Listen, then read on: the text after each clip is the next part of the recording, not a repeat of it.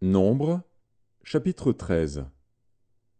L'Éternel parla à Moïse et dit: Envoie des hommes pour explorer le pays de Canaan, que je donne aux enfants d'Israël.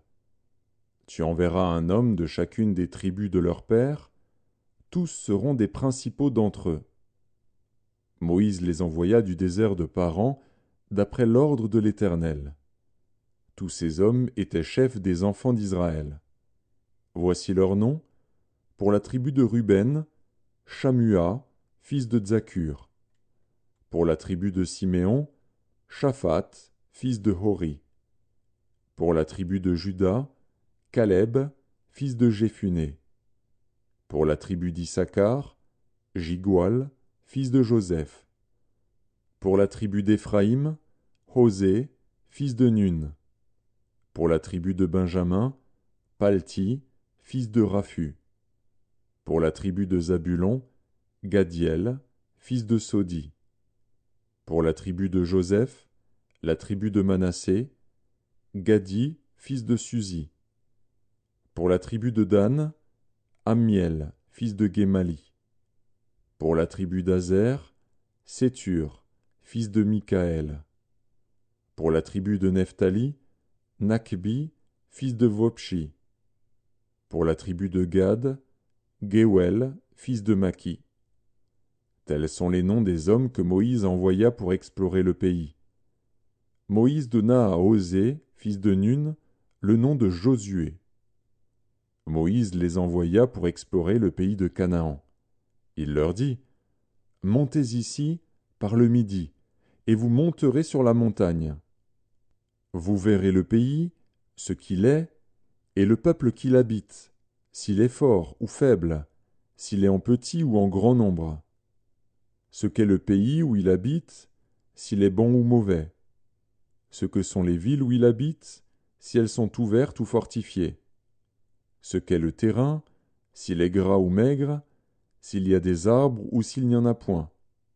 Ayez bon courage, et prenez des fruits du pays. C'était le temps des premiers raisins.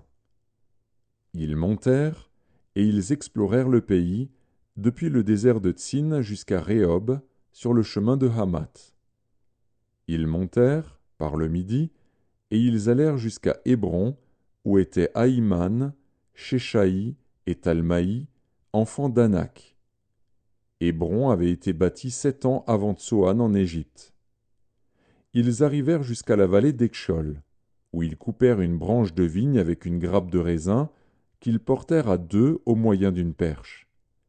Ils prirent aussi des grenades et des figues. On donna à ce lieu le nom de vallée d'Ekshol, à cause de la grappe que les enfants d'Israël y coupèrent.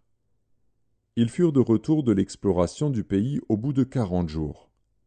À leur arrivée, ils se rendirent auprès de Moïse et d'Aaron et de toute l'assemblée des enfants d'Israël, à Kadès dans le désert de Paran. Ils leur firent un rapport, ainsi qu'à toute l'assemblée, et ils leur montrèrent les fruits du pays. Voici ce qu'ils racontèrent à Moïse. Nous sommes allés dans le pays où tu nous as envoyés. À la vérité, c'est un pays où coule le lait et le miel, et en voici les fruits. Mais le peuple qui habite ce pays est puissant. Les villes sont fortifiées, très grandes. Nous y avons vu des enfants d'Anak. Les Amalécites habitent la contrée du Midi. Les Hétiens, les Jébusiens et les Amoréens habitent la montagne. Et les Cananéens habitent près de la mer et le long du Jourdain. Caleb fit taire le peuple, qui murmurait contre Moïse. Il dit: Montons, emparons-nous du pays, nous y serons vainqueurs.